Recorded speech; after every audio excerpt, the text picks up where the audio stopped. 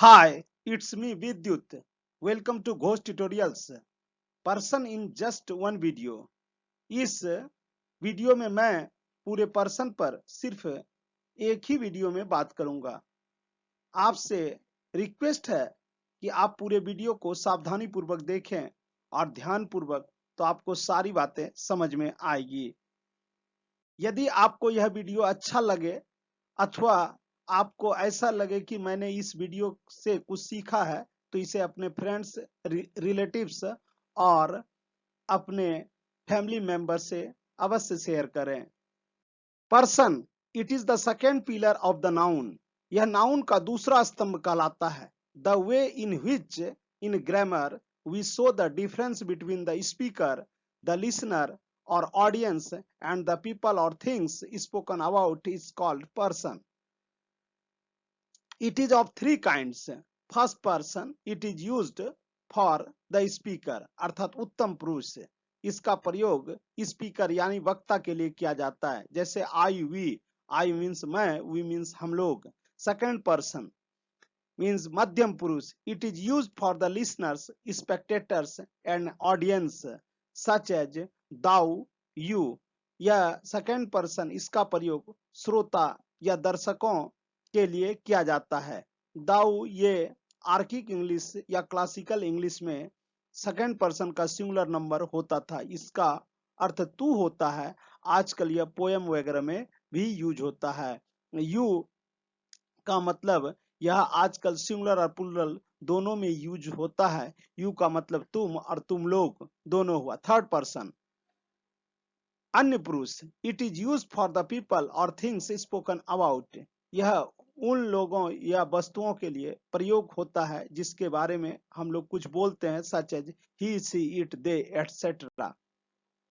Person table यानी person की तालिका, सिंगुलर नंबर एक वचन, प्लूरल नंबर बहुवचन। फर्स्ट पर्सन उत्तम पुरुष, सेकेंड पर्सन मध्यम पुरुष, थर्ड पर्सन अन्य पुरुष। फर्स्ट पर्सन सिंगुलर नंबर, उत्तम पुरुष का एक वचन आई मीन्स मैं, मुझे, मुझको, मेरे को, मुझ में, मुझसे। वी हम लोग, हमारा, हम लोगों का। सेकेंड पर्सन सिंगुलर के रूप में क्लासिकल इंग्लिश में दाउ का यूज होता है, इसका मीनिंग तू होता है। और मॉडर्न इंग्लिश में यू, इसका मीनिंग यहाँ पर तुम होता है। वहीं प्लूरल नंबर यानी बहुवचन में यू का यूज होता है, इसका अर्थ यहाँ तुम लोग होता है। थर्ड पर्सन अन्य पुरुष के सिंगुलर नंबर में ही यानी वह, शी, वह, इट, यह वह दोनों, नेम इसके अलावा कोई भी नाम जो सिंगुलर नंबर है में है यानी एक नाम है, उसका यूज यहाँ थर्ड पर्सन में करते हैं। और they third person plural number है, इसका मीनिंग वे लोग होता है। और नेम्स या दो से अधिक कोई नाम है तो उसका भी use third person singular plural number में किया जाता है। He is used N B nota bene means pay special attention regarding this. He is used for male groups of persons. He का प्रयोग मेल ग्रुप्स ऑफ पर्सन्स के लिए किया जाता है। She is used for female groups of persons. She का प्रयोग female groups of persons के लिए किया जाता है। वाइल जबकि it is used for non living things and tiny living things. जबकि इट का प्रयोग निर्जीव और छोटे छोटे सजीवों के लिए किया जाता है। समटाइम्स ही और she is also used for the giant animals.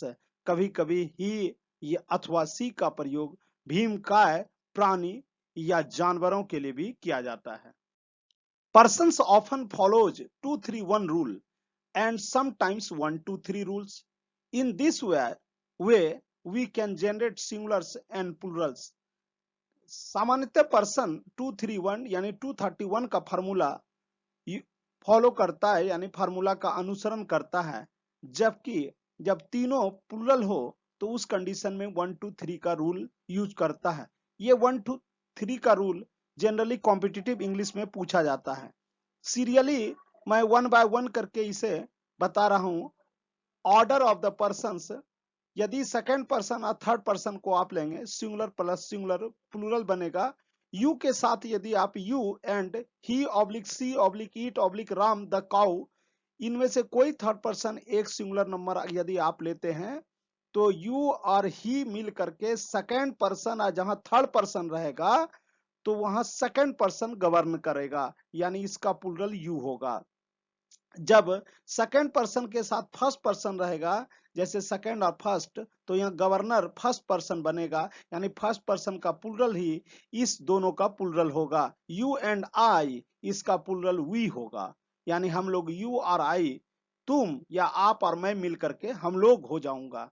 Third person और फर्स्ट पर्सन, जब थर्ड पर्सन फर्स्ट पर्सन के साथ कंबाइन करेगा तो यहाँ गवर्नर फर्स्ट पर्सन होगा, यानी he oblique she oblique it oblique Sita oblique the cat या अन्य कोई नाम एंड आई, इन सभी को में से किसी एक को लेकर के एंड आई के साथ उसको कंबाइन करते हैं तो इसका प्लूरल वी होगा। जैसे he and I plural we, she and I plural we, it and I plural we, the cat and I plural we, Ram and I plural we. 231 यानी 231 का रूल्स, यू के साथ यदि तीनों पर्सन आए, सेकेंड थर्ड और फर्स्ट, तो यहां भी गवर्नर फर्स्ट पर्सन होगा। यू, ही, शी, इट या ऑब्लिक सीता या द कैट या नेम एंड आई, यदि तीनों पर्सन तीनों सिंगुलर में रहे तो इस कंडीशन में 231 का रूल यूज होता है। तो यू, ही एंड आई का प्लूरल वी होगा। यदि तीनों पर्सन प्लूरल हो या प्लूरल में यूज हो तो इसका अरेंजमेंट 1 2 3 के रूल पर होगा, यानी वी, यू एंड दे। ये कॉम्बिनेशन कॉम्पिटिटिव इंग्लिश में लगाता है जब फर्स्ट पर्सन और सेकंड पर्सन और थर्ड पर्सन तीनों एक साथ रहे तो गवर्नर फर्स्ट पर्सन होगा, और इसलिए वी, यू एंड दे का प्लूरल वी होगा। ईच का मतलब प्रत्येक, यदि सिंगुलर में ईच है तो इसका प्लूरल बोथ होगा, प्रत्येक का दोनों। Uses of some words which are commonly used as a persons, कुछ शब्दों के प्रयोग जिसका सामान्यतः पर्सन्स के रूप में प्रयोग किया जाता है। जैसे first one, somebody, anybody, nobody, someone, anyone, no one या नन, समथिंग, एनीथिंग और nothing are considered third person singular number. No one को थर्ड पर्सन सिंगुलर माना जाता है, जबकि नन यदि व्यक्ति के लिए यूज होता है तो इसके साथ प्लूरल वर्ब भी एक्सेप्ट होता है, और यदि यह नन से ज्ञात हो कि यह किसी वस्तु या चीज के लिए यूज हुआ है या उसके संदर्भ में, तो फिर यहाँ पर सिंगुलर वर्ब का भी यूज कभी कभी होता है। जैसे समवन इज कमिंग, कोई आ रहा है, नन हैव कम, कोई नहीं आया है। समवन इज कमिंग यानी कोई आ रहा है, नन हैव कम, कोई नहीं आया है। Both plus of plus objective case जो कि प्लूरल में रहेगा, गिव्स मीनिंग इन हिंदी दोनों, तो यह दोनों का अर्थ देता है हिंदी में, और यह सभी प्लूरल कंसीडर किया जाता है। जैसे बोथ ऑफ अस, हम दोनों, बोथ ऑफ यू, आप दोनों या तुम दोनों, बोथ ऑफ देम, वे दोनों। Same as all plus of plus objective case plural gives meaning in Hindi शब्द, ठीक उसी प्रकार ऑल के साथ यदि ऑफ का कॉम्बिनेशन किया जाता है और उसके बाद ऑब्जेक्टिव केस आता है तो यह हिंदी में मीनिंग शब्द का देता है। जैसे ऑल ऑफ अस मीन्स हम सब, ऑल ऑफ यू आप सब, ऑल ऑफ देम वे सब, NB. All these words are considered as a plural subject, इन सभी शब्दों को प्लूरल सब्जेक्ट के रूप में कंसीडर किया जाता है। All sometimes used as a singular and plural, all के साथ एक स्पेशल केस होता है, इसे कभी सिंगुलर तो कभी प्लूरल में यूज किया जाता है। जैसे ऑल इज वेल मीन्स सब ठीक है, ऑल आर वेल यानी सभी ठीक हैं।